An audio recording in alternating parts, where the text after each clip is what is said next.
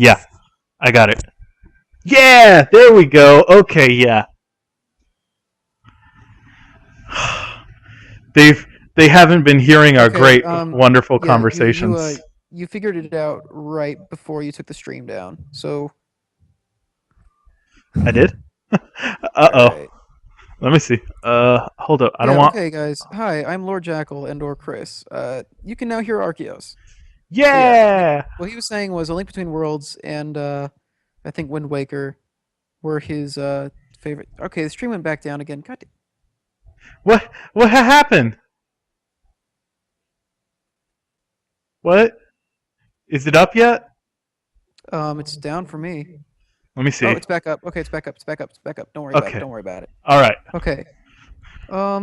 Yeah. Wow, guys. I'm sorry about that. Yeah, we've been having like a conversation the whole time, and I thought it would be interesting to you guys because be hearing both of us. But yeah, sorry about that. There was a whole bit about pandering to fans.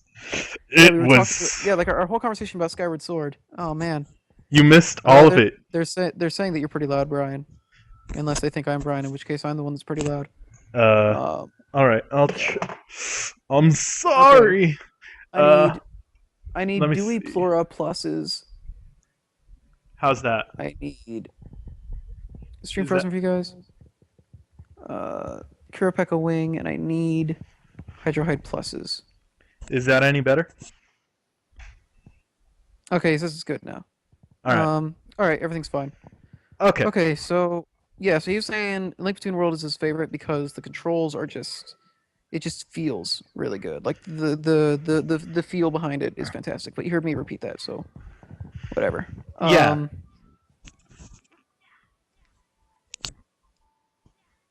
Onto the guy, Chris. What do you need a laggy for?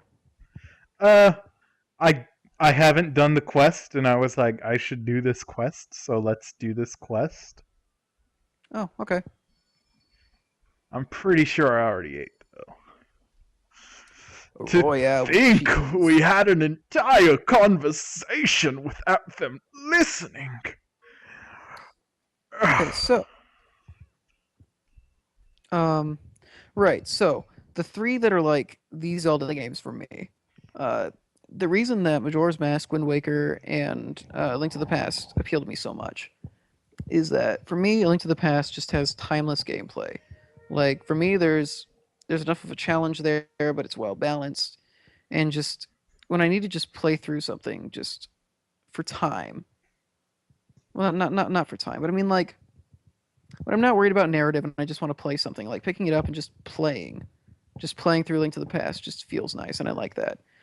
And A Link Between Worlds, uh, I liked it a lot. It might actually be up there with the Oracles, like in that tier for me. Um, but for some reason, the challenge, I guess, I didn't feel the challenge as much. And A Link Between Worlds, you could tell it was trying to be like A Link to the Past, sort of. So I was like, I don't know, like it just didn't appeal to me as much as A Link to the Past. But it's still I still liked it a lot.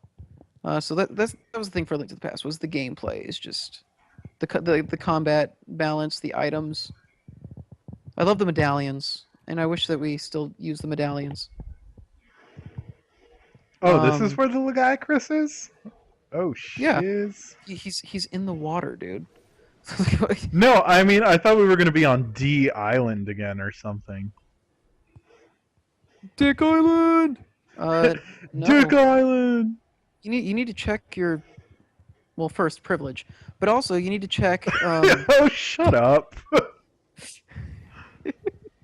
no you need to check wow, so we were having that whole conversation making fun of the Zelda Informer people, and half of the conversation wasn't even happening.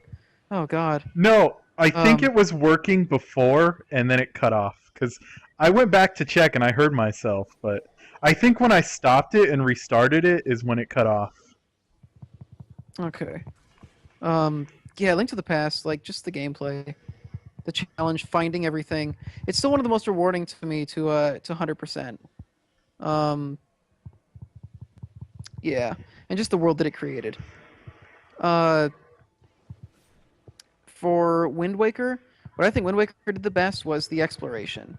And like for me, like I know some people really hate the boat combat, but for me, or not combat, the boat traveling, but for me, like I love just just opening the sails and just going out over the sea. And I love how each island was actually worth exploring in some small way. And like even though I can never like play it for the first time, I still remember when I played it for the first time without a guide and just everything, just finding everything, making all those discoveries and going like, "Whoa, look at this island." And the secrets. It's another thing. We just the feeling of exploration. And I also think that thematically, it's fantastic. It's a really well themed game. Like, because to me, Wind Waker is about trying to move on from the past, and yeah, to me, it's about innocence and it's about dealing with the past. And like when it starts off, just that feeling, that entire feel good vibe. Like things like Zelda games always start with like something going wrong. At the beginning, it starts out with everything fine. Even A Link to the Past did it. But Wind Waker is the one that to me like more than Twilight Princess, more than Ocarina of Time, more than A Link to the Past. Like it's the one that just captured that that contrast basically, because like when the game starts, when you're setting out over the ocean, it's just like everything is so beautiful, everything's so happy. That song, like everything, like the world has built itself into this great, bright, fairly happy place since Ganon was flooded, since they got rid of it, and since they forgot all about the darkness that they had sealed away. And then Ganondorf comes out, and you approach the Forbidden Fortress, and it's like that sighing of like it coming back. The ocean darkens, like the tone shifts, the music shifts, and it just that stark contrast. Like it's so good. That loss of like the innocent feeling. And It's the same so thing happens when you're going to find Jabun. yeah. It's Is this so well themed. asleep? Did Um, I think he might be. Looks like there's a yeah. I can't carve him, so I think he is. I also got one of the Hydro Hides I needed, so I guess we don't need to specifically go on a hunt for it because I can just get it off the monsters in the area. Um, that's what I love about Wind Waker, like, and the music, like thematically, like, I think it's the best storytelling. Oh, I don't know. I think it's the best. you know God, I don't it's know. a When good it's Wind Waker versus Majora's Mask, it's hard to decide with storytelling. it's a good game when Link loses his little sister and he's just sad and that tugs at your heartstrings and makes you feel sad. Yeah, like that. That's the thing is that was the most moving. Okay, this is how I describe it. Wind Waker, when it comes to the main plot, was, in my opinion, the best done. In my opinion, it was the best scripted. Uh, like it was the best scripted main plot line. What it didn't do as well as Majora's Mask was fleshing out the people in the worlds and just the side content. Majora's Mask did atmosphere so well. Um, the one strong point that I always give Twilight Princess is that it had great atmosphere, even though I don't really like Twilight Princess all that much. Um, but I think that Majora's Mask's uh, atmosphere was way better than Twilight Princess's because it seeped into the actual game. Like it seeped into like every level of the game, and the atmosphere was created from the gameplay. It was created from things that you did, and it wasn't just this. And it wasn't just that the world was dark and all that. Um, it's so hard for me to decide, like between Majora's Mask and Wind Waker, because they tell such different stories. To decide which one's the better storytelling. Well, you don't have to Um, decide. yeah, and that's another thing is that's why I don't like with Majora's Mask, A Link to the Past, and Wind Waker. I don't really have like a one, two, three for them. It's like these are the ones that just like left the biggest impact on me. Um, and it's hard to really rank them. Um, Majora's Mask. I'm gonna set up my guild card actually. You know what? I should All give right. up. No. Yeah, because Colby sent his Accept. around, so I'm gonna do that. Um, yeah, Twilight Princess. I wasn't a fan. I loved Twilight Princess when it came out, especially when I got the Wii version. Because honestly, the it the when I got my Wii, I didn't even go to Wii Sports. I already had Twilight Princess on my Wii sitting in there for the Wii sitting there in my room for a few months, just waiting for the day that I got it. And so when I got it, I just popped it in, and it just it was so fresh and new. And I already played the GameCube version first, but I still prefer the Wii version because I guess that feeling it gave me when I first played it on my Wii and I first experienced this whole new way to play games, it kind of just struck me, and I was like, this, this. I I mean, I I don't. was I was super stoked for Twilight Princess when I got it because I actually won it in a contest. Um, so I got it for free, and I started playing it, and I couldn't stay into it, and like I don't know, like I couldn't get invested, and it was things like when okay, here's something actually funny. If you guys read Zelda Informer, I don't know if any of you are familiar with the rewriting Twilight Princess series. Um, but the rewriting Twilight Princess series is actually something that started with a conversation that Tyler or Alpha, I don't know what name he goes by when he writes on Zelda Informer. He goes by Um, Tyler. he goes by Tyler. Yeah. Yeah, yeah. Anybody can join. Actually, we just had somebody leave, so if somebody wants to fill that spot, go ahead. We're in 3C. The room is called Virginians. Um, Yeah, in the stream, the room should be on the top right. yeah. What was I just talking about? Yeah, it You're, was a conversation we had because Tyler actually worked at Zelda Informer uh, because I brought him there. Because a long time ago, me and him went to this Zelda fan site called the Desert Colossus. Hi, Blair. Um, and that's where I won the game of Twilight Princess. Actually, was in a caption contest that they did for Desert Colossus's anniversary, and yeah. And so after I played it, like we talked about it a lot, and him and I are writers. Like we're both writers. I do more screenplays and such because I do film. Um, but before I got into acting and film, we did role play together and we wrote like small novels and short stories and such. And so we talked a lot about that stuff. And one of the things we talked about was how disappointing Twilight Princess was. Um, because even though the atmosphere was great, the problem with it was that the atmosphere didn't come from the story because the story itself didn't justify itself. Like there were just those things, like stuff that he brought up in the series, like how when the Ganon just crystal, comes out of nowhere. yeah, well, like how when the crystal comes and surrounds the castle, nobody in the town reacts to it. Yeah, that bugged the crap out of me. Well, Like I think that Gorin, the one who says it's a secret to everybody, talks about it. in Twilight It- Princess. yeah, in Twilight Princess, there's this little house you No, can I know. I go was telling into. Colby. Colby was like, "Yeah, they do. They become ghosts." And I'm like, in in Twilight Princess. Um, yeah, Hi, but youth. and then like they had that group that was supposed to help you, that was like Russell and Ashe, and they didn't do anything with them. They introduced those characters, but they didn't actually give them an arc.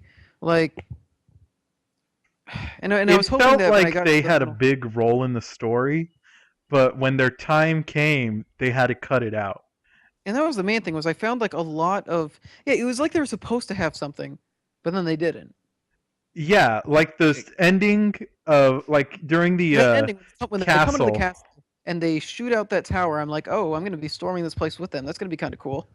But then they just never show up again. Yeah, that like even when I played it for the first time on the GameCube, like back in 2006 when it came out, that really bugged the crap out of me. Yeah, and that was the thing about Twilight Princess was it was surprisingly empty. Like that's like there were a lot of times where like it had something that looked cool and it had like a cool concept, and then I would go and there was like no substance to it. Like that's what brought me down with Twilight Princess. It And it was in the gameplay and in the story.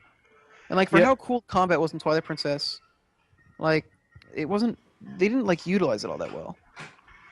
Even then, Uh, half the stuff you can do in combat is optional. You can miss it, and even then, all of it, almost all of the optional, you can do in the Wind Waker without having to go get it.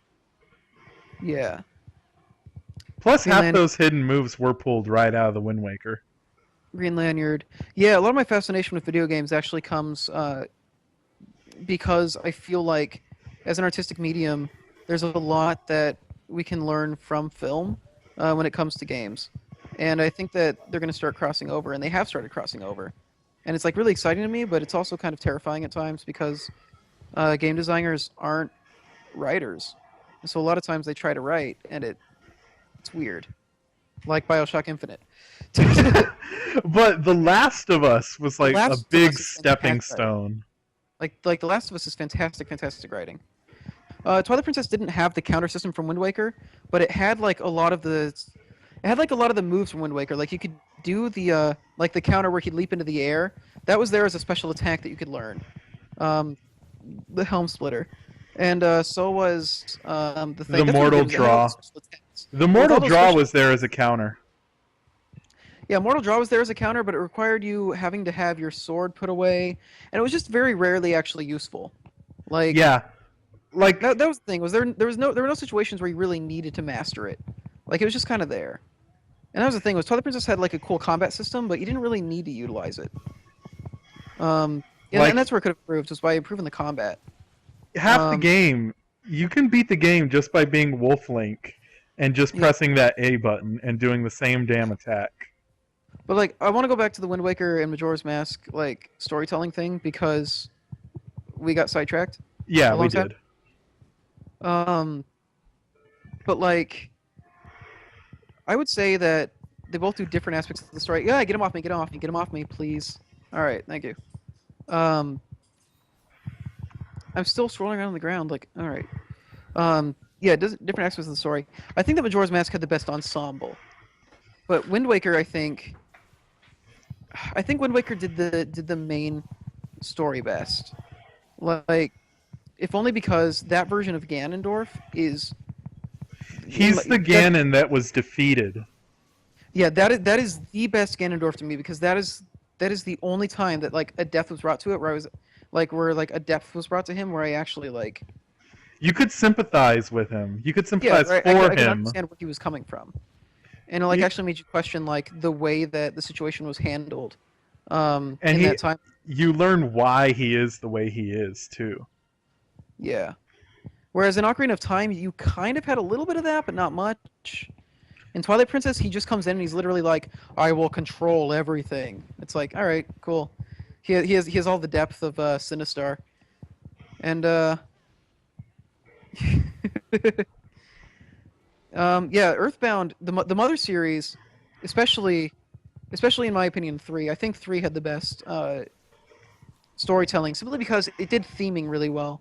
Like it did a really good job of taking its themes and like its story concepts and turning them into abstract, representing them in abstract ways through the gameplay and the level design.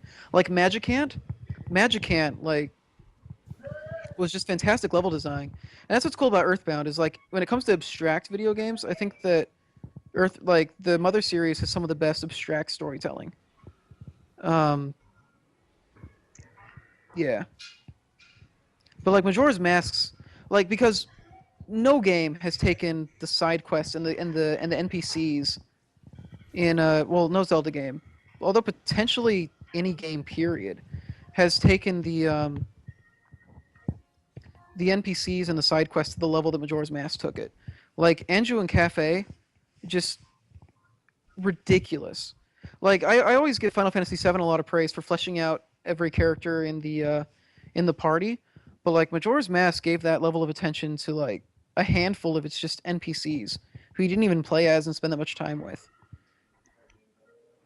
Yeah, you could. That was the thing is you could go the entire game without even seeing those storylines, but they were still there, and they were that well done. Wind Waker kind of had a little bit of it, but it didn't do it nearly to the level that Majora's Mask did. And no other Zelda game has even come close. Yeah, Anju and Cafe, like Colby, my roommate, is saying to me, Like that he thinks he cried the first time he did the Andrew Cafe quest. I'm like, yeah, like they brought it to a level that was actually really really moving. What I liked about Twilight Princess though is that you had the choice what movie made rather than it being automatic like in Wind Waker. In fact, it was optional. You could choose exactly how you did everything, made it better for me. Yeah, no, I like that. I like that you had more control over the special moves instead of them just being A commands. What I mean is that I wish that there were more situations where it was actually like necessary for you to get good at using those moves, because you could go through the game without using those moves very easily, because it was easy. Like the combat was really easy. Um, I think there's only one instance where you actually need a hidden move, hmm, and even then, it's only for like one moment. what was that? What, me? What was that? Me? Yeah. I said there. I think there's only one moment in Twilight Princess where you actually need another hidden move. I think. I can't remember what it was. I think there are some enemies where like you might need to use the shield bash, but I think that's as deep as it goes. Yeah, I think it's the Dark Uh, Nut that you need the Helm Splitter for. But Maybe, even yeah. then, you can completely kill those without it. So the great spin attack though is so useless. You're gonna get hit eventually, and it's gonna happen pretty fast. Yeah. Although I loved it in Wind Waker. Um, That and that's the tornado thing. Like spin. my issue with Twilight Princess was that there was a lot of cool ideas, and I just don't think they were taken like to the level they needed to be. I feel like they didn't fully commit to it. Um, yeah, it's still a good game, and every now and then, like I can go back to it and enjoy it. But I just Wind Waker and Majora's Mask and A Link to the Past are just like the three that I can constantly go back to. I can go back to a Link. I can go back to A Link Between Worlds, but when I go there, I feel more like I'm passing time than like I'm still enjoying playing it, but I don't feel like I'm getting as much out of it as I do out of those three. Uh, Understandable. I mean, yeah, I was live streaming A Link Between Worlds a while ago. I got up to the I know. Apparently, you were doing it today too. apparently. Uh, I was doing. I got from the beginning to like the middle, like where you reach low rule. I got there in like 2 or 3 hours. Uh, I mean, it was a good game, and it was all smooth and fluid and tight. Like what I was saying earlier, that the other people couldn't hear me. Like it was just perfect in terms of controls, and I could still feel that, but then it was just like it's just not giving me that same feeling I had when I first played it. Chris? Yeah, was that? Sorry, I was replying to a comment. Um, on my video. Uh, what was I saying? What were we saying? Oh, I was talking about the controls A in A Link Link Between Between Worlds. Yeah. Worlds. Not like you care. No. Uh, Yeah, how like as a game. That's the thing. Like Link Between Worlds as a game functions insanely well. Um, it like doesn't really have a story. I mean, it has a story, but it never really goes in depth with it. well, that's what's weird is the bit of story they did at the end was actually really well done. I And know, and it was so freaking. It was just like I, I when I got the review copy and I played it. The first moment that scene happened, I got chills down my spine, and I was like, "This game, you guys! This game, you guys! Oh my god, this game, you guys!"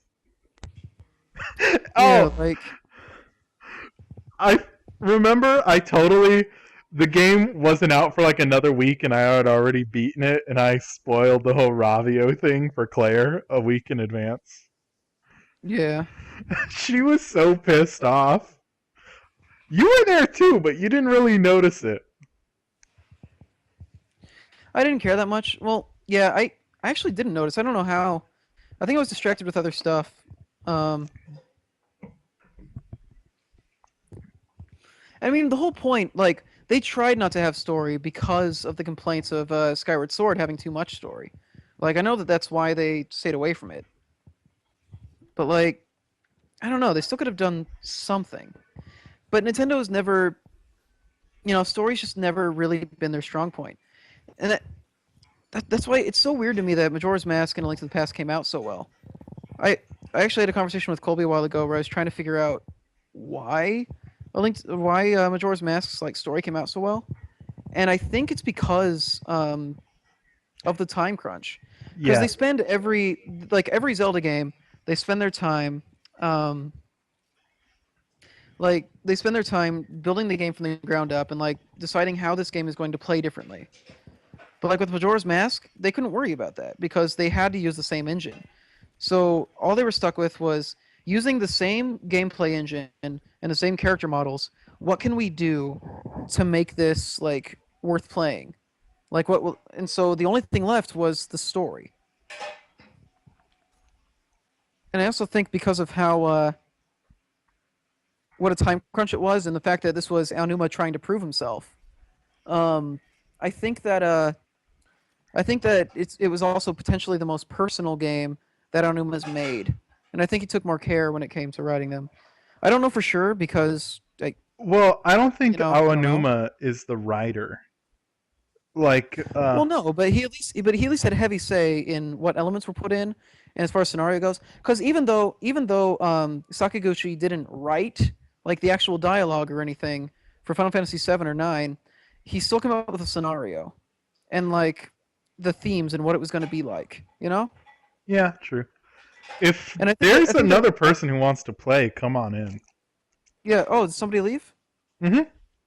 Oh, oh, Ninja had to go. All Come right, on, bye, Ninja. guys. We are 18 and waiting. Let's just go. Really? It's just an Aragon. We can take it.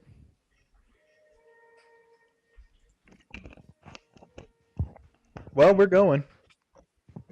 Uh, yeah. I don't know, but Majora's Mask, like the Skull Kid story, is really well done. Yeah, I do agree on I don't the know. whole. I just think I like Link's journey in Wind Waker more than I like it in Majora's Mask. Yeah, I guess because in the Wind Waker, it's a bit more personal. With the others, it's not as personal. Yeah, and it's just that contrast. Like Wind Waker Link starts with the most like childlike innocence out of any of the ones that we've seen. Like it's so established and it's so like the tonal shift is so huge. I think that has a lot to do with it. Um, just the contrast between the two portions of the game. And with Um, all those colors, you can do contrast really well with exaggeration.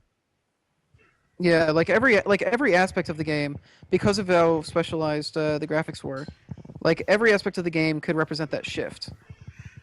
Unlike a certain game known as Twilight Princess. I Well, mean, they could yeah, have that it's princess. obvious Good. when Link there's a happy moment or there's a happy area, but then it's like the shift in tone just isn't as noticeable or it isn't as great. The problem with Twilight Princess was it was a lot of set pieces. It it did too much to try and please the fans who were disappointed by the Wind Waker because they It's like expected Space World 2000. well, it's like it's a lot of set pieces that like if you just look at it from like externally, it's like really cool. It's kind of like Dark Knight Rises. Like a lot of things that happen in Dark Knight Rises, it's like you just look at it, it's like oh we have this stunt. It's like oh wow that's really cool. But then in like the actual thing in the movie, it's like well that's really unmotivated. Why do they even do that? It's like you know Yeah, I mean, don't get us wrong. Twilight Princess is a good Zelda game, but it's just not as great as everyone makes it out to be. yeah there are a lot of people. Well, There they are a say lot of that for a people. lot of people like your first Zelda's your favorite, but I don't know. I don't know. Ocarina of Time was my first Zelda, but I ended up loving Majora's Mask a lot more.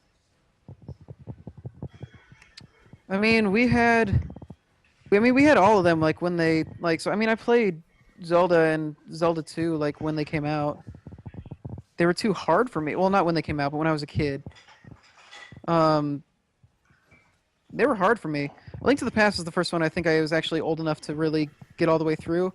And my mom and I played it a lot together, so I guess it's like a special memory thing for me, which is probably the reason why I like it so much, and probably why I don't get the same feeling from A Link Between Worlds. Is A Link Between Worlds didn't have that meaning to me because A Link Between Worlds I was, like, I was an adult sitting in my apartment in New York, like playing the game on the subway to pass time. It's a very different feeling. True. But yeah, like Brian stated, he doesn't want Zelda U to pander to fans. Because Yeah. then you end up with Skyward Sword, which is another conversation they completely missed out on, huh? I don't want to talk about it. I don't want to talk about Skyward Sword. I'm done with that game. Yeah, yeah, they put the character development in different places in Majora's Mask and Wind Waker. It's because they're both really well themed, and they're themed on entirely different things. Like, Majora's Mask is people because- and relationships. yeah, well, no, Majora's Mask was themed around like, basically, what would you do if you Well, only had that time? And it was themed around loss. yeah, and And- those lost comes from connections, relationships. Every story is about people and relationships. I know, but Majora's Mask was It's it just was like really centered on it. Just like every story is technically a love story. Every Even Die Hard story. is a love story because he loves America. Oh God.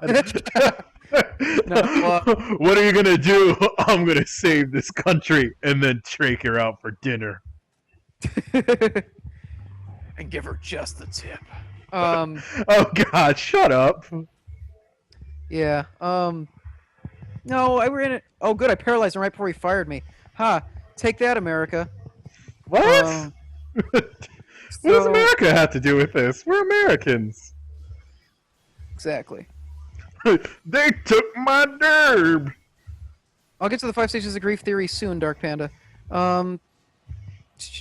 Yeah, because Majora's Mask was themed around like it was themed around loss.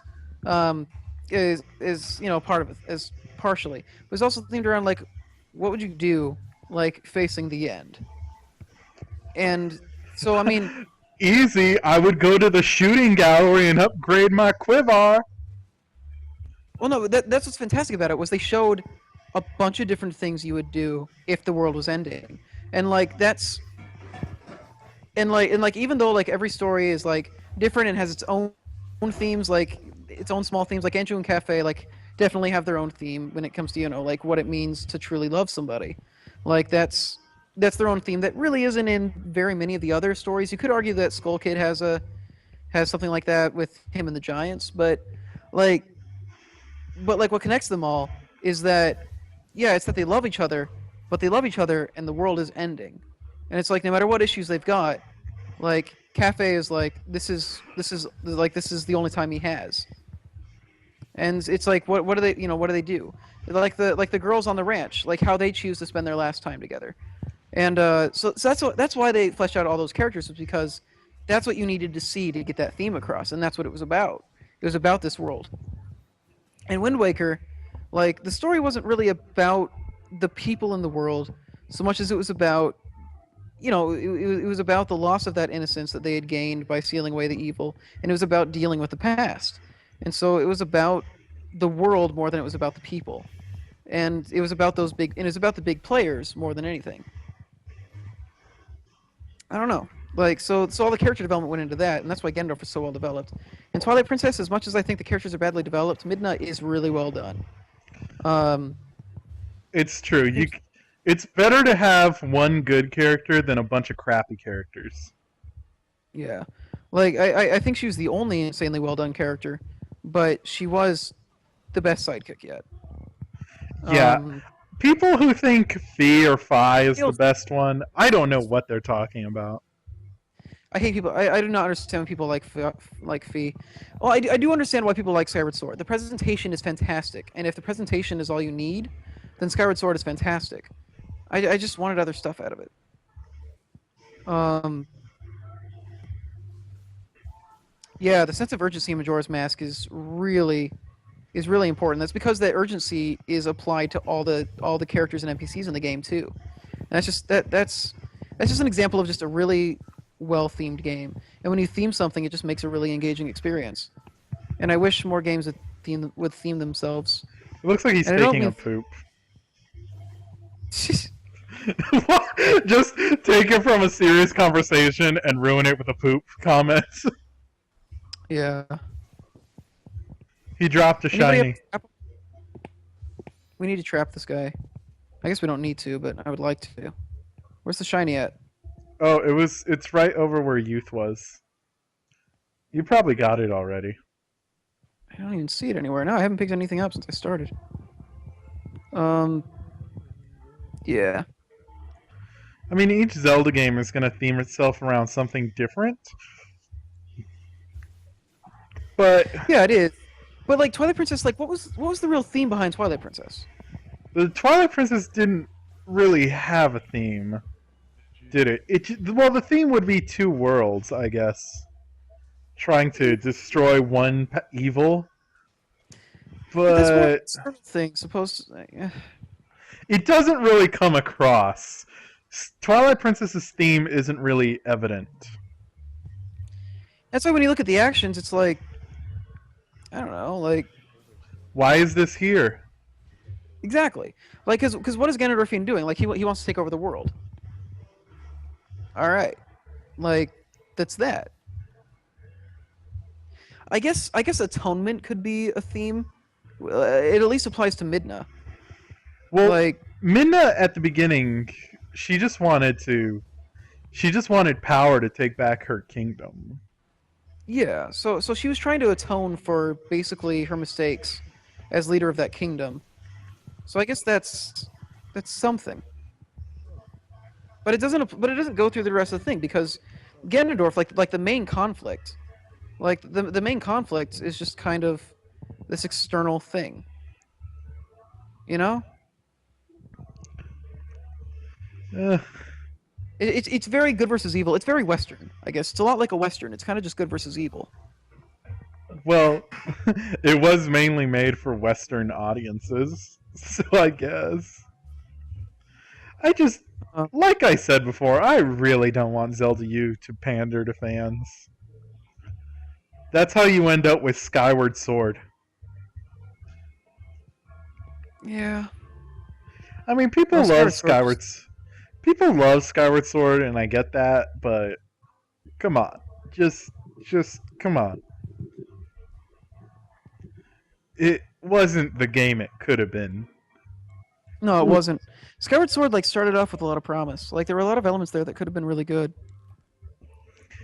So many elements, but it set itself, and this is what I think is a problem. It set out to fill in like the origin story for basically everyone and everything that we know in Zelda today. And because it tried to work with something that pre-existed, it held itself back, Hey, Andersius, nice to see you. which is Alright. why I hate it when people are like, I want a Majora's Mask sequel or a prequel to Twilight Princess, which we already know, and by trying to fill in that gap, you're constricting yourself. The game that I really want to see, but it'll never happen, is I want to see a game that fills in those wars. You know? Yeah, it would be nice, but if Link's not in it, it probably ain't happening. What did I need again for my Watch Hyrule Warriors be the sealing war, imprisoning war. I really hope that's kind of what I'm hoping. I'm hoping that they actually do, because that's the thing. That's what you would need to do. Although it's kind of weird for Link to be involved in it. I don't know, but like with the style of gameplay that we have in Zelda now, like we'll never see those wars because how do you actually translate that? And I really want to see them do that. I want to see those parts filled in because it's so interesting to me. Hyrule Warriors could totally do it, huh? Yeah. But from what we've I'm, been seeing with the characters, it looks like it's just going to be a non-canon, you know. I mean, for all we know, it could be canon. And when they said it wasn't like a main series title, that could mean it's just not done in the same vein as other Zelda games. But I mean, even then, that's a stretch.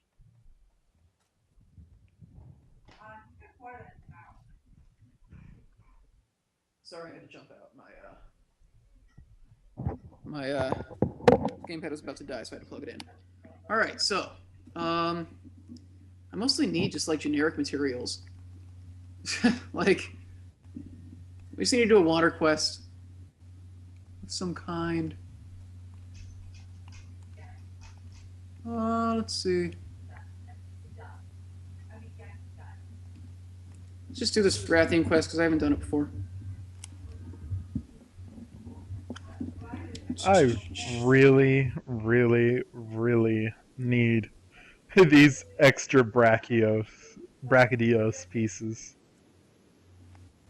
But I'm not Dude, too I concerned want, over it. I want to We max out both the Brackies too. we both want full sets. I'm so close. We're gonna be Bracky brothers, dude. Brachy brothers for life. It's got bruh like in Brian and cur like in Chris.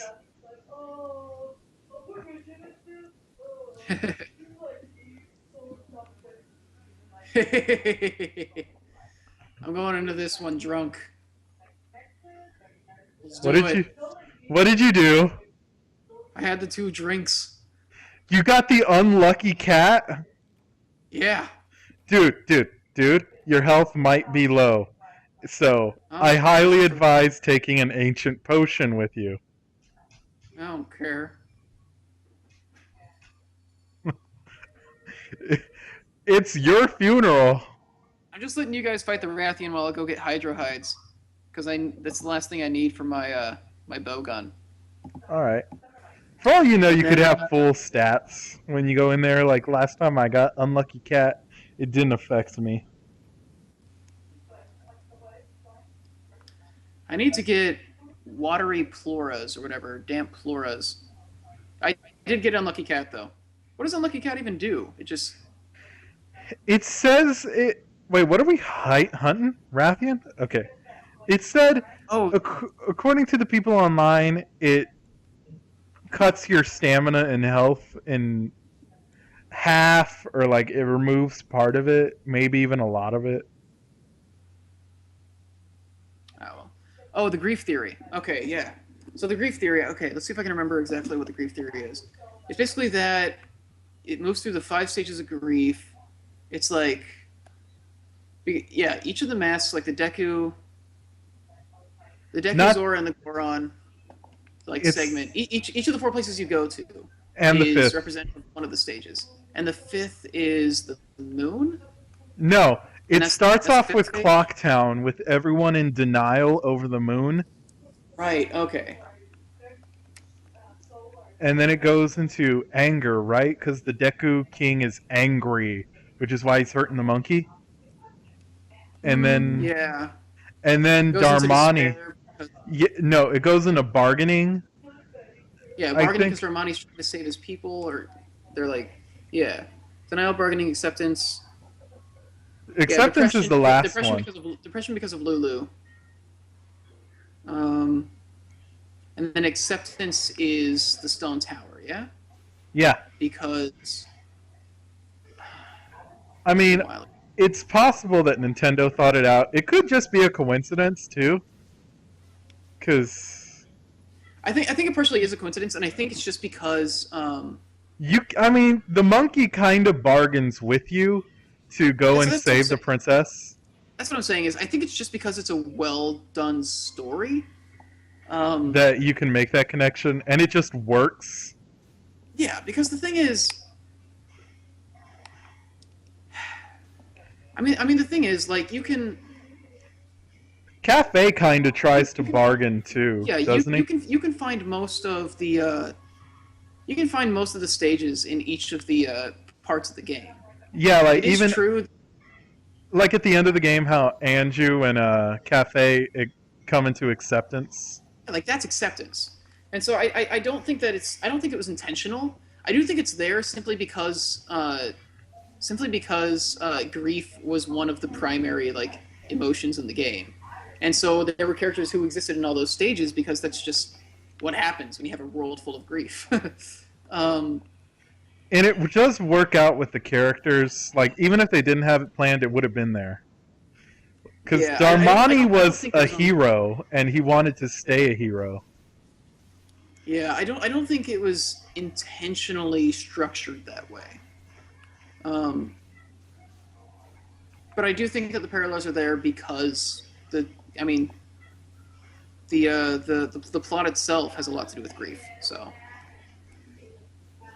um, the purpose of the Stone Temple, yeah, the purpose of the Stone Temple is interesting. About how it's like a big like middle finger to the goddesses. Um,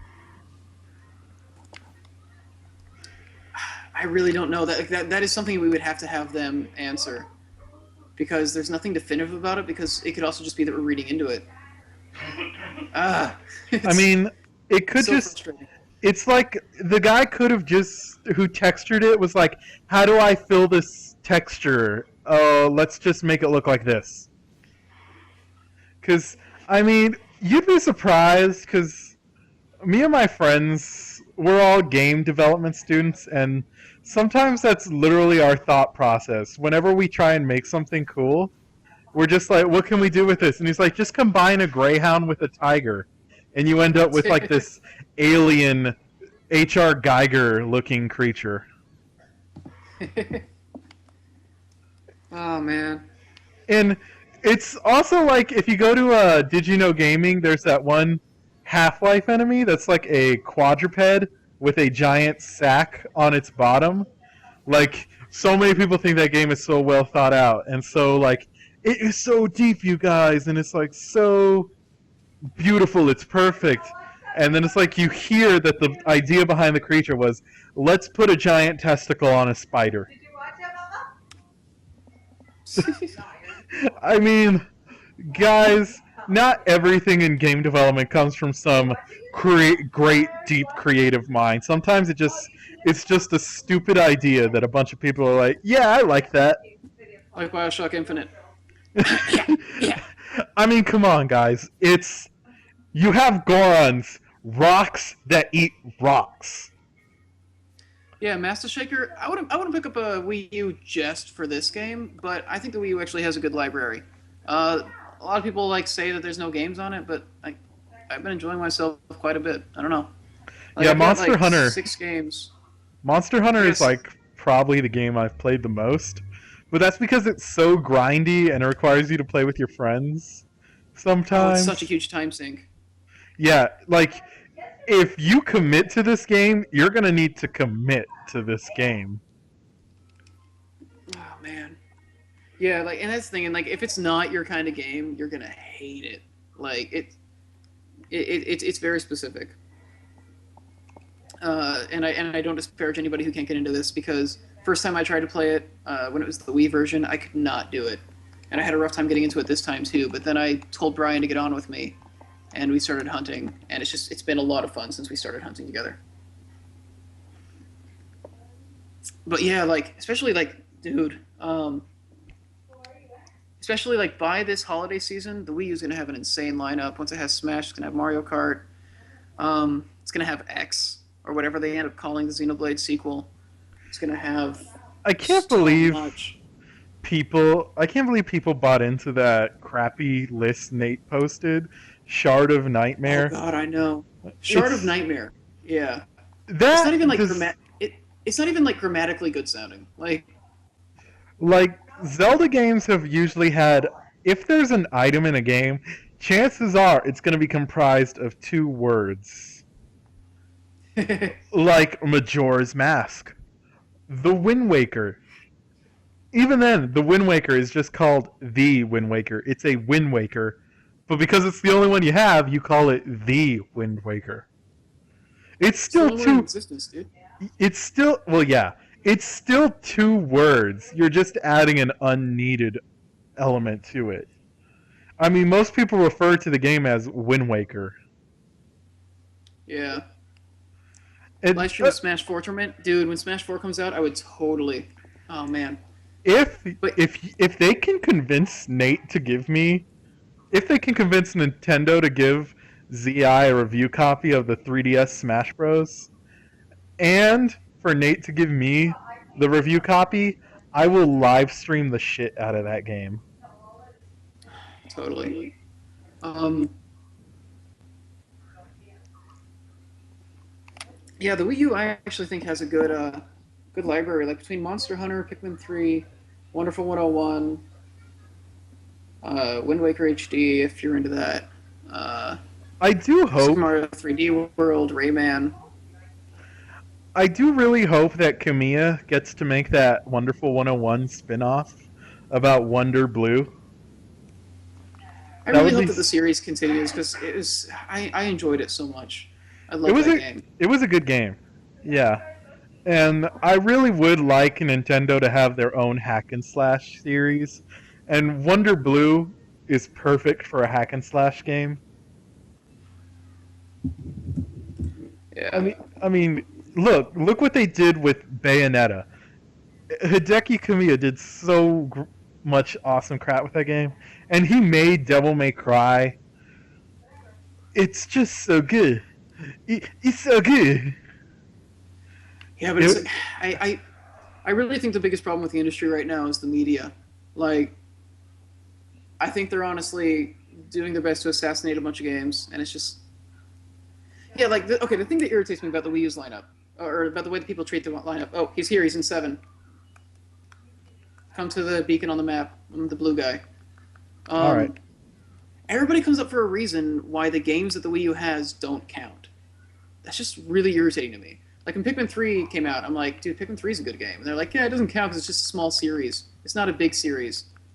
I'm like, so? It's a good game. Who cares how big the series is?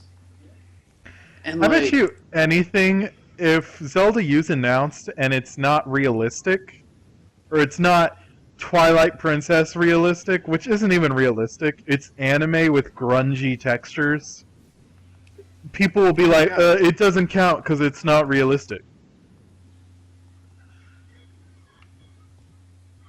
I mean, Oh, man. people will find any reason not to buy a Wii U. Like, remember It's- how they were like, it's the when media the, coverage. like, Oh, and it's remember- so weird because like every complaint about the Wii U has just been really weird to me. But I mean, there have been a couple complaints where I've been like, yeah, that makes sense. But like, there's been a lot of weird ones. People were saying that the price was a major reason. They're like, ah, it's overpriced. I'm like, but it's by far the cheapest. And remember, it comes with like this insanely expensive controller, and you can just use all of your Wii controllers, so you don't have to buy new controllers. Like I don't. I remember with It's got the cheaper games out of the new gen. it don't kind know. of does. Yeah, they went from 60 to like 50 recently, which is good. One thing I really just don't quite get is when the Wii U came out, people were like $300, $350. That's too much. Give me a $50 price drop and I'll buy it. And then they got that price drop, and then they're like, it's still too high. I need another $50 off. Now the Xbox is dropping their price 100. And you know, people in the comments are going to be like, still not 1080. I need another 100 off. You know what's hilarious though? Nintendo's running their games at higher resolution and better FPS than the two consoles that actually sold like their consoles on them having like high resolution and high FPS. Like that's how they sold their consoles. They said, "Oh, we're gonna be better than the Wii U because we're a much more powerful console. See, all of our games are gonna run at 1080p, 60 FPS." They don't even have like one game that does it yet. And like the Wii U, who didn't even like talk about it, it's just like, yeah, I guess we can do that. Actually has like a handful of games that actually run at like a steady 60 FPS, and it's just There would be more for the system if people actually knew how to optimize the Wii U, because Nintendo knows how to optimize their own system, which is how they get those graphics and resolution. Other Exactly. people can't. That's why Arkham Origins, because it's not built for Wii U, or it's not Because they just lazily ported it. It's why the Mass Effect 3 port was terrible. They didn't Yeah. bother to actually make it for the Wii U. Yeah, it's why they ran it like standard 20 or 30 frames per second. I'm telling you, like American developers in the media are like assassinating the Wii U. It's ridiculous. Like, They- oh man. They don't care about how many frames or resolution you can get. They only care about how many polygons you can put in a scene. The Green Lanyard, I do agree that there's a reason for the difference between the sales of the Wii U and the other two consoles. I think it's completely advertising. If you look at the way that they handled their launches, like Nintendo's Wii U launch was really understated because to them it's not about the console, it's about the games, and so like that's what they talked about. Like when Sony launched the PS4. Like I worked the launch event in New York, and there was nothing about games there, like nothing about games. And it was what they do is they hype their consoles. Nintendo hypes their games, like that's why they aren't trying to sell you their consoles because they think that the games will sell the consoles when they make the games. They haven't done any kind of advertising on the scale that like either Sony or Microsoft did. And like, so yeah, I agree that like the Wii U should be selling better, but I don't think it's because Nintendo's not doing stuff right. I mean, if you look, there's a clear difference. If you look at all you really need to look at is Sony's "Greatness Awaits" commercial. God damn, I hate that commercial. I mean, I love Sony, but Jesus. It is a good advertisement, but it doesn't really promote any games. It's just telling you buy a PS4. Exactly, because it's not about the games. It says buy a PS4 and you'll be the cool kid. You know why? It's because they've realized it's because in the last 10 years the market's changed. When the Xbox came out and when like Halo and Call of Duty and online multiplayer became a huge thing, the market changed. The audience that they go for now isn't like the gamer audience that's been playing for years. It's the college guys. It's the guys who don't buy more than like a couple games a year because it gets like hyped. The guys that only buy GTA or only buy like shooters. Like that's what they're trying to get. Like for Tomb Raider to sell 3 million copies and for Square to still call it a failure. Like what are they trying to? Who are they trying to reach? The only games that get numbers like that are Call of Duty and like Halo. They're the only ones who sell that high because they're selling to an audience that isn't a real video game audience. Like, and the thing is and everybody, I don't even think the Wii U is actually selling all that badly. Like, I don't think it's that bad. It's not selling as well as the Wii, but it's not even selling as well as the Dreamcast or the GameCube, but it could. It's not Virtual Boy level. Does anybody remember the PS3? Like, that's what it's selling like right now. Like that's what I'm saying. Like, does anybody remember the PS3? It's not that big of a deal. And even then, the PS3 surpassed the Xbox 360 last year. Yeah, it's just it's about the games. Like that's what the PS3 basically proved. But now I don't know. Like they've changed. Sony has gotten progressively more. They've gotten more and more Western in their views, as things have been going on. Like they've been. If you look in Japan, even their commercials are pretty much Western commercials. That's what I'm saying. Like if you look at it, they're dropping their unique IPs, and they're not putting out like unique games anymore. They're just focusing on they're not trying to get exclusives all that much as they used to. They used to have so many awesome exclusives. Like that's what made me a Sony guy. That's because they kind of bought those exclusives in a way. But it doesn't matter. But they still had them. Like that. Like that's what Sony proved. Like that's how they like kicked Nintendo's ass when the PS1 and PS2 started. Yeah. They said like you treated all these third parties like crap. We're gonna get these exclusives. And they did that, and like they had all these like fantastic franchises that you could only play there. Yeah, but there was more to it. Like people didn't the cartridge space, and like you needed what $10 just to become a Sony developer. Yeah, there was more. I mean, yeah, there was more, but at the same time, if with all that stuff and like It was a culmination of things, but it was mainly the exclusives that came out of it. yes, That's it's the determined. games because no matter what else they did business wise, if all the actual good games were only on the 64 and the PlayStation 1 only had like Rapella's big game fishing or whatever, like and that's all it had, it wouldn't have sold. Okay, he's literally right here. He is right here. Yeah, One of there one's in the top there's right three on the and there's map, one yeah. on the bottom left. Dude, Um, I brought cool drinks instead of hot drinks. What was I Dumbass. thinking? it's called Tumble in the Tundra. The Tundra. There's no way this could even get hot. You actually play her at night and it gets it gets 1 degree warmer around here. Yeah. This yeah. gr- The only exclusive that Sony's like really pulled out so far is Infamous. Like Well, they've got Killzone and they've got Drive Club, but then it's yeah, just but like Killzone is you don't Killzone's care a about Killzone. No one cares about Killzone. Even the fans of Killzone don't give a crap about Killzone. But the thing is, Killzone People and Drive bought Club it. But the thing is, Killzone and Drive Club are still experiences. Like they're still a shooting game and a racing game, and there's still you can get experiences like that elsewhere. Like even if you prefer it, like you can still get other shooters or other racing games that aren't that much different. Yeah. And Sony generally tries to clone its competitors' games. Brian, do you need hot drinks? I mean, I can take Is it- one. This is gonna be a long one, so yeah. All right, hang Give on me a one. second. Yeah. Here, take it. Take him. Thank you. All right. Let's get out of here. Sorry, that was on accident. I meant to run. I had my sword out. Fuck you, Brian. This is for not bringing a hot drink. Here, Brian. This is for your health. Die. It's for your health. Oh, your health. I don't want you to be. I don't Okay. want you to be Oh my cold. I don't god. want- We merged I don't into one for a moment.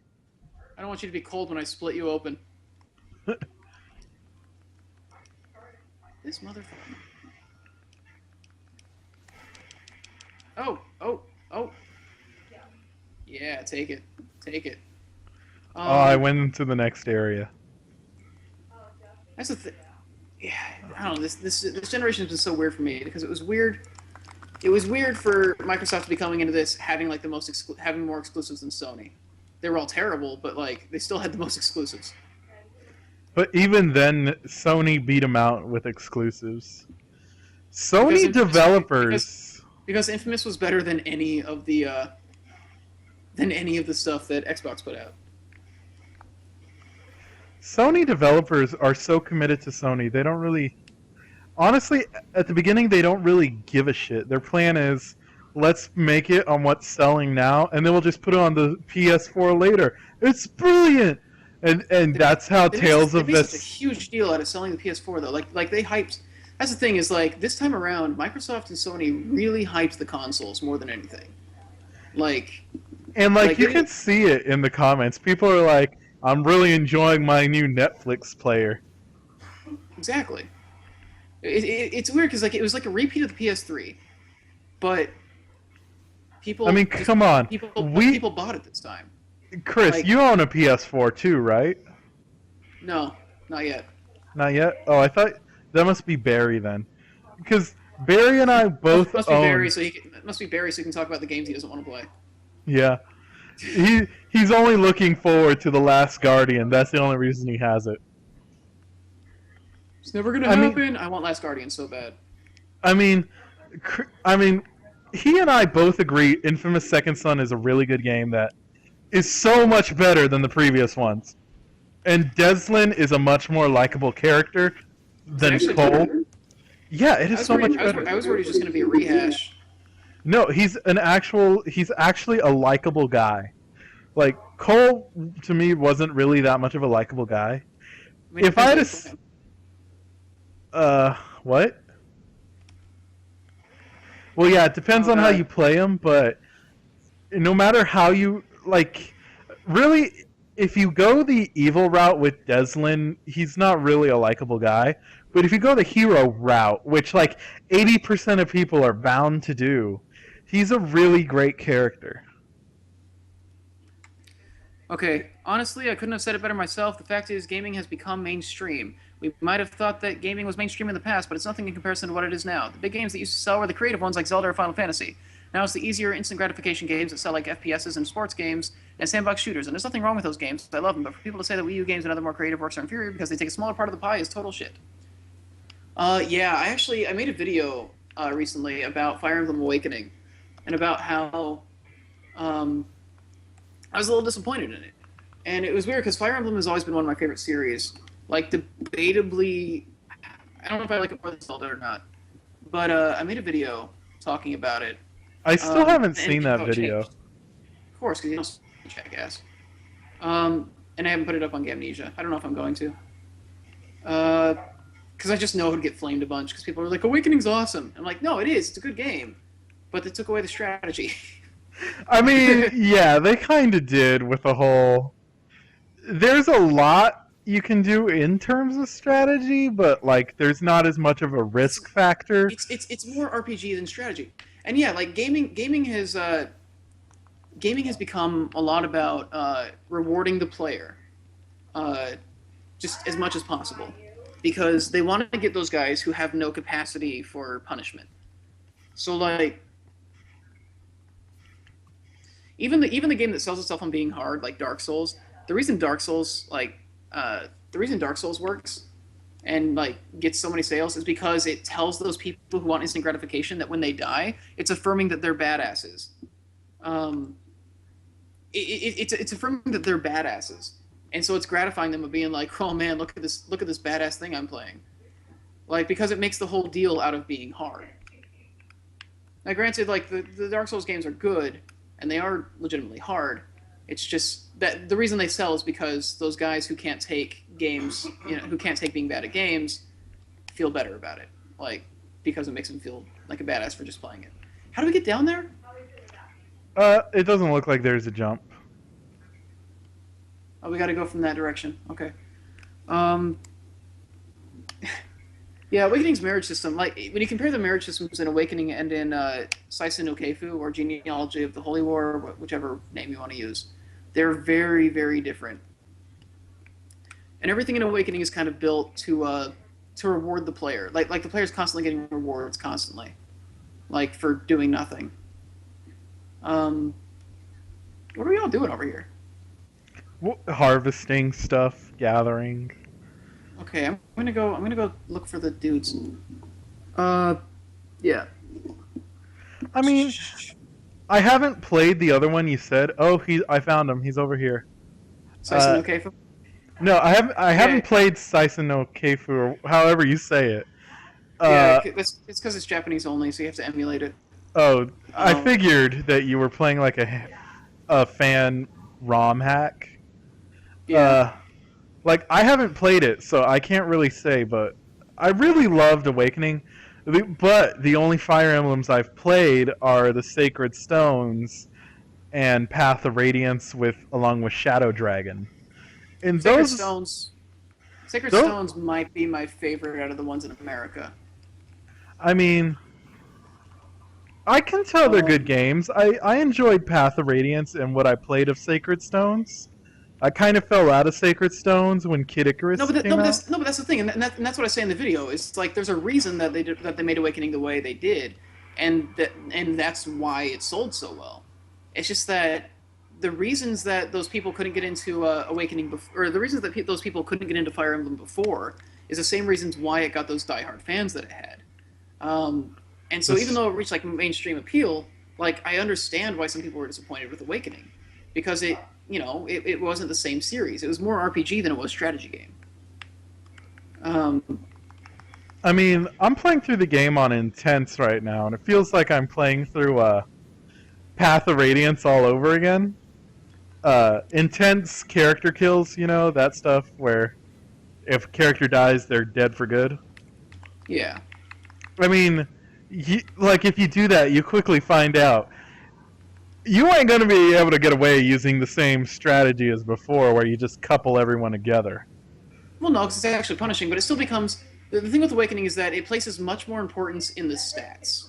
Like that's the main thing is Awakening focuses a lot on the stats more than on more than on the actual strategies that you use. Like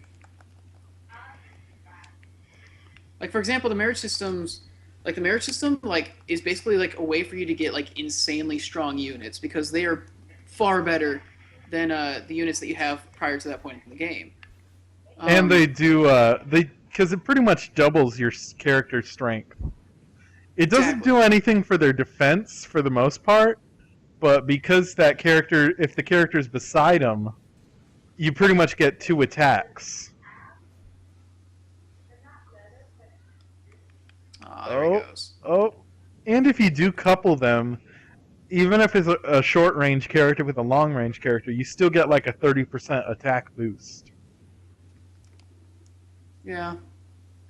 I mean, go on. The thing is, look, it's not that like It's not a bad the, game. Yeah, the point of it is not that Awakening is bad. The point is that it is a fundamentally different game. And like if you look at all the choices they made when they designed it, like all the choices were made with like a certain style of play in mind. And it's great for that style of play. But there's a reason that it turned off so many of the people who had like played the series for a long time. And while I could still get through it and I still enjoy it and I'll probably play it again at some point, like I didn't get the same satisfaction out of it that I did out of the other games. I do think though that some of the feel of Fire Emblem came with its Awakening, at least, was its different art style. Like, it went a lot more anime this time around. Like, even before, it went medieval anime, but this one just went, like, pure anime. Yeah, but I don't really care about that. I liked it, though. I think it helped give a new feel to the game. And I would like it if they continued down that style of characters, but... Oh no, the warming effect wore off. Fernando Jam, you can't send eShop points as a gift because it's basically money, but you can buy things and send them as gifts. You can also, if you're getting a card, you can send them to people. It's true, you can buy cards. Yeah, but you can't just like use your credit card to send points to people. Yeah. It's too. And you can't do it with out of region areas too. Yeah, it's true. They have to be in the same region. Yeah. I'm not sure if Mexico codes work with North America codes. Depends on if they're the same region or not. I mean, you would think because it's North America, it would work. Because, I mean, they're kind of based on a continent, not country. I need to get a Kurapeka wing. Just one Kurapeka wing. Here it is. Let's go take this asshole down. Hold up. We got a new urgent quest. I know, I got it too. It's to do that Lagiacrus. Oh shit! We're about to reach Hunter rank 5, y'all. We can do it later, but I wanna get my Kurapeka wing first.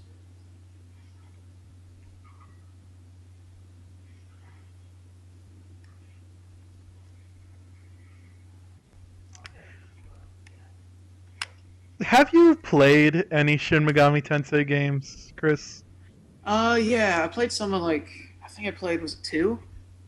I haven't played any of the recent ones. 2? You haven't played 3 or 4? No. I think 4's really good. I mean, 4 is a really grindy game, though, and to me, it never really quite feels like you're progressing, because most of the game takes place in, like, this destroyed Tokyo, right? And Yeah. because of that, you're just moving across this one map that you can pretty much see for like 90% of the games. You're just reaching different areas. So it kind of feels a little weird. You never feel like you're getting anywhere. And so when the end of the game finally arrives, it just pulls you into this completely different area. So it's kind of sudden. Yeah, Shin Megami, I mean, from everything I've understood, is a very acquired taste. yeah, I never beat Nocturne. I own it on my PS2, and I got like 10 hours into it, but I never quite beat it. So when summer break comes, I'm gonna get it on my PS3, and I'm just gonna play the shit out of it. Oh, hey, here's the Kurapeko. What area? 6. The Follow the Beacon. This just another to answer your question. The monster hunting community is really friendly. Like, I don't think we've ever actually had like an asshole. Like, Yeah, we every- haven't, like- had we? We've had the reason- nothing but people that joke around. Yeah, and the reason is that nobody can really like screw you over. There's no real way to screw somebody over. Like, somebody can, like not help you that much, but they can't like actively like just ruin things for you. So that's kind of nice. You can all do your own thing, even if you're in the same room and you don't want to go on the same hunt. You can have people doing different hunts at the same time. All right, see you, I mean, Yowski. I have had it where people kick me from their lobby because I'm not a high enough hunter rank, but I could assume that they were probably trying to play with friends, and I simply got in the way. Yeah. Yeah. God, I love my paralyzing katana.